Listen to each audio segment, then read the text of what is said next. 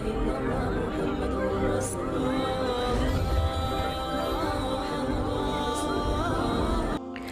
اللہ، اپنے محبوب پاک صلی اللہ علیہ وسلم اور ان کی آل پر اور بھلائی کی طرف لے جانے والے آپ صلی اللہ تعالی علیہ وسلم کے صحابہ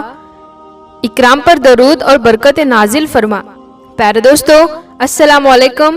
پیارے ساتھیوں، حضور اکرم صلی اللہ تعالی علیہ وسلم کے روضہ مبارک کے اوپر جو ابھار دکھتا ہے، بہت سے لوگوں کے مطابق کہا جاتا ہے یہ ایک شخص کی قبر ہے، اور بعض لوگوں کا کہنا ہے کہ یہ ایک کھڑکی ہے۔ مگر دوستو، جب گنبد خضرا کی کھڑکی یعنی اس ابھار کو کھولا گیا تو مدینہ منورہ میں ایسا کرشمہ ہوا جسے سن کر آپ کا ایمان تازہ ہو جائے گا۔ آج کی اس ویڈیو میں جب آپ خود دیکھیں گے تو حیران رہ جائیں گے۔ اس لیے آپ سے گزارش بس اتنی سی ہے کہ ویڈیو کو آخر تک ضرور دیکھیے گا، اور پیارے نبی صلی اللہ تعالی علیہ وسلم کا نام سن کر آپ نے اس ویڈیو کو لائک تو کیا ہی ہوگا۔ تو آئیے شروع کرتے ہیں آج کی ویڈیو۔ پیارے دوستو، بہت سے لوگوں کے مطابق گنبد خضرا کے اوپر نظر آنے والا ابھار کو نہ صرف ایک قبر سمجھا جاتا ہے، بلکہ اس کو باتیں بناتے ہوئے گنبد خضرا کو شہید کرنے کا مشورہ بھی دیا جاتا ہے، اور کہا جاتا ہے کہ اس کے اوپر ایک بندے کی قبر ہے، اور دیکھا جائے تو یہ قبر زمین پر ہونی چاہیے۔ استغفر اللہ۔ پیارے دوستو، جب یہ باتیں سامنے آئی تو یقین جانیے اس پر یقین نہیں آتا کہ ایسا بھی ہو سکتا ہے، لیکن اس کے بارے میں کوئی علم نہیں تھا۔ تو ہمارے ایک دوست نے اس پر تحقیق وہ بتاتے ہیں کہ انہوں نے سوچا کہ میں اس کی ضرورت ہے کہ کرو اور دیکھوں گا کہ اصل ماجرا کیا ہے۔ تو پھر میں نے آپ نے ایک عزیز اہل سنت دوست سے ذکر کیا تو وہ کہنے لگے، ہاں، سعود بن عبدالعزیز کے دور میں ایک شخص روضہ مبارک پر چڑھایا گیا تھا کہ اس کو شہید کیا جا سکے، لیکن اللہ تعالیٰ کو یہ منظور نہ تھا، تو اس پر بجلی اور وہ شخص وہیں پر مر گیا، جسے بعد میں نیچے اتارنے کی بہت کوشش کی لیکن اتار نہ سکے۔ پھر اس شخص کو ادھر اوپر ہی دفن کر دیا گیا۔ تو ہمارے دوست کہتے ہیں کہ نہ جانے ان کا دل اس بات کو نہیں مان رہا تھا کہ روضہ رسول صلی اللہ تعالی علیہ وسلم پر کسی کی قبر بھی ہو سکتی ہے، اور پھر خدا نہ خواستہ ایسا بھی تو یہ گنبد خضرا کو شہید کرنے کی نیت کے جرم میں ایسا ہوا تھا، تو پھر اسے دوبارہ شہید کرنے کی کوشش جاری تھی، جبکہ ان کے سامنے اس آدمی کا عبرتناک انجام موجود ہے۔ دوستو، یہ بہت ہی عجیب و غریب سوالات تھے۔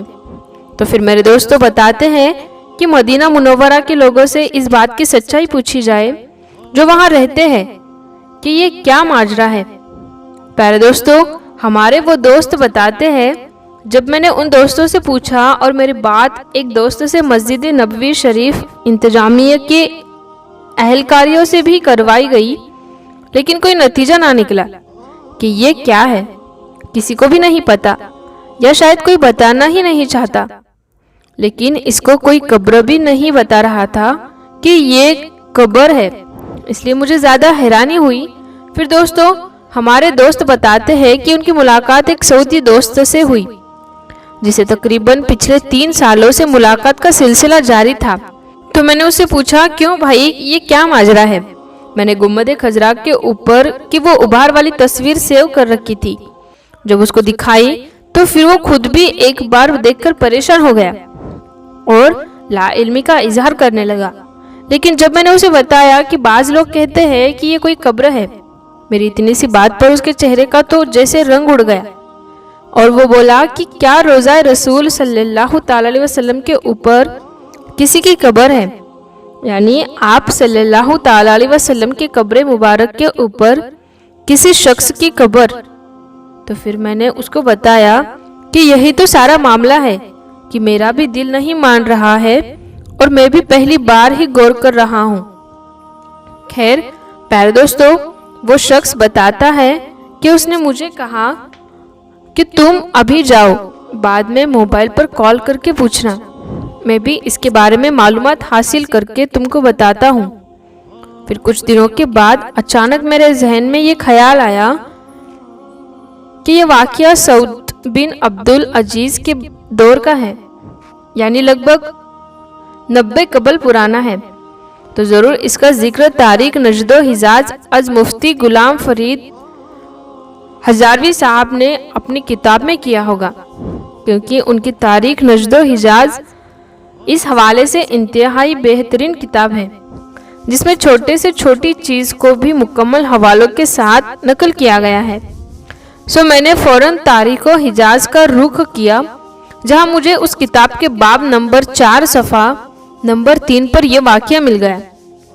جس کی عبارت یوں ہے کہ جو آدمی گنبد خضرا کو شہید کرنے کی نیت سے اوپر چڑھے، ان میں سے 2 آدمی نیچے گر کر ہلاک ہو گئے۔ اور اس تاریخی کتاب سے ایک بات جو واضح ہو گئی کہ پہلی بات اوپر چڑھنے والے آدمی ایک سے زیادہ تھے، اور دوسری بات اوپر نہیں بلکہ نیچے گر کر ہلاک ہوئے، ان پر کوئی بجلی نہیں گری تھی۔ اور تیسری بات، اس واقعے میں 2 آدمی مر گئے، یعنی اگر اوپر والی قبر ہوتی تو پھر 2 قبریں ہوتی، ایک نہیں ہوتی۔ لہٰذا اس سے حاصل یہ ہوا کہ گنبد قبر والی بات بھی بنائی ہوئی ہے، جو سنتے سنتے کہاں کہاں تک جا نکلے، ورنہ اس میں کوئی حقیقت نہیں۔ لیکن دوستو، یہ تو تھا سوال، ایک شخص کی قبر ہے یا نہیں، اور یہ ثابت ہوا کہ وہاں کوئی قبر نہیں، تو دوسرا حصہ اس سوال کا باقی ہے کہ وہاں پھر کیا ہے، جس کا جواب بالکل بھی نہیں مل رہا تھا۔ حتیٰ کہ اس مدنی دوست کو بھی میرے دوست نے کال کی تقریباً 1 مہینے کے بعد، لیکن اس کا کہنا تھا کہ واقعہ بہت طویل ہے اور ایک لمبی ریسرچ کی ضرورت ہے۔ میرا دوست سمجھ گیا یا تو یہ واقعہ ظاہر ہی نہیں کرنا چاہتے، یا پھر واقعہ ہی بہت قدیم چیز ہے جس کے لیے بہت ریسرچ درکار ہو۔ لیکن اسی اثنا میں اللہ تعالیٰ کی مدد حاصل ہوئی اور ایک حدیث شریف نظروں سے گزری جو کچھ اس طرح تھی۔ روایت ہے کہ مدینہ کے لوگ سخت قحط میں مبتلا تھے، تو انہوں نے حضرت عائشہ صدیقہ رضی اللہ تعالیٰ عنہا سے اپنی مجبوری بتائی، تو اماں عائشہ رضی اللہ تعالیٰ عنہا نے فرمایا کہ حضور نبی کریم صلی اللہ تعالیٰ علیہ وسلم کی قبر کے پاس جاؤ اور روزہ رسول کے اوپر ایک کھڑکی آسمان کی طرف اس طرح سے کھولو کہ قبر انور اور آسمان کے درمیان کوئی پردہ نہ رہے۔ راوی کہتے ہیں کہ انہوں نے یہ ظاہر کیا کہ بس پھر بہت زیادہ بارش ہوئی،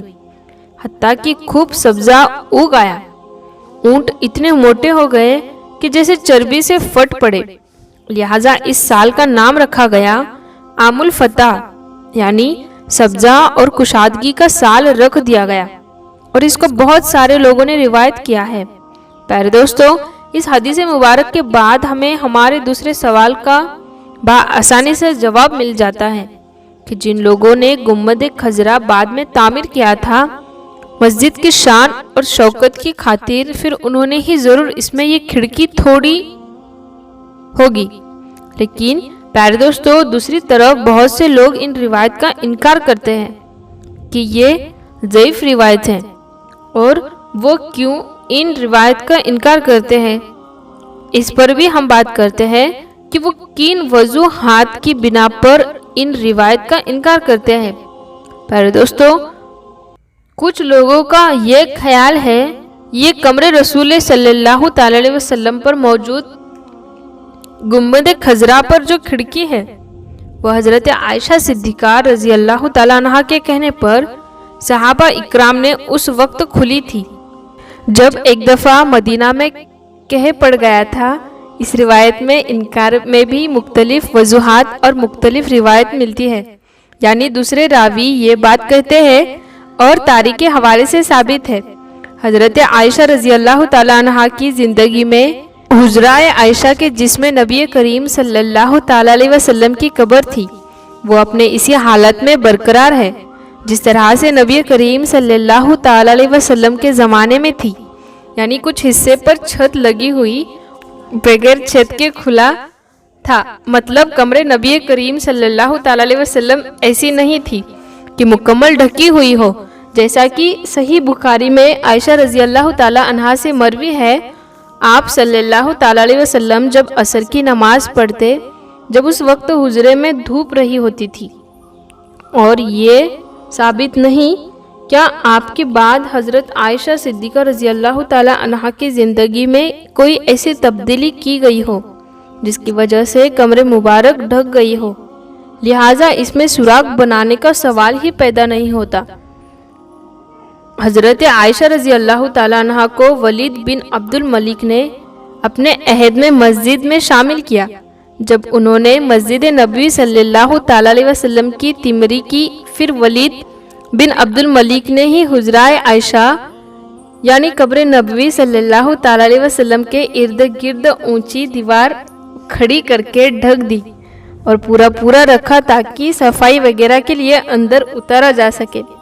پیارے دوستو، آپ اس حوالے سے کیا کہتے ہیں؟ کمنٹ باکس میں اپنی رائے کا اظہار ضرور کریں۔ اللہ حافظ۔